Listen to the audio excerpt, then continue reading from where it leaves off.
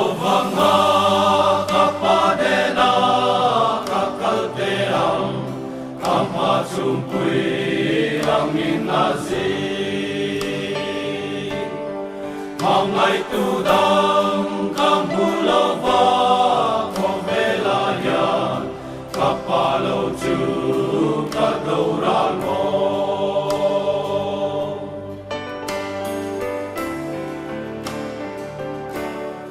kapain na karin sumtin na ong chingka tilungay te anem zela kaysa ruak may leril jamin katiyang mo engeretei ang akava sualin mo sa mong sanwa maila at suay ngay lâu yin chi akasom le chua sa kaso le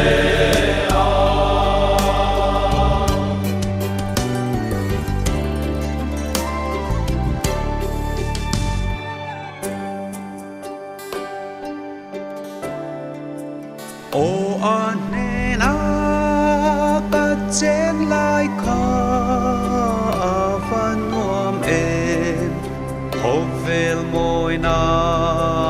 ka zon zong zo ka han bel chiang ka pa in chung ka ngai zual tri thu pa choi tu pa ni lom ni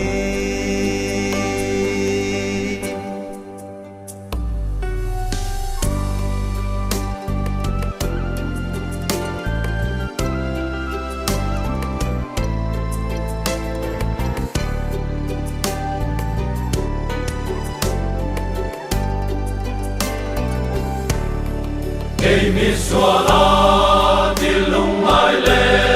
timwal pau tu katana mun apal chuani eko velpar kamer mahi kamai lovang avulai re ngatoi loae sualin mo sang mo san mo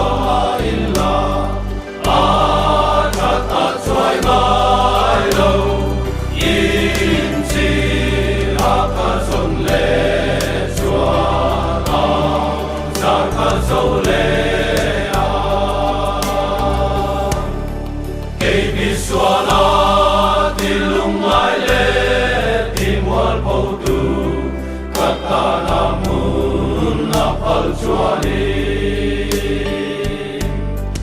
eko velpar kamer mahi kamai lovang avulai re ngatoi loae sualin mo sa mong san mo maila at suay ngai lâu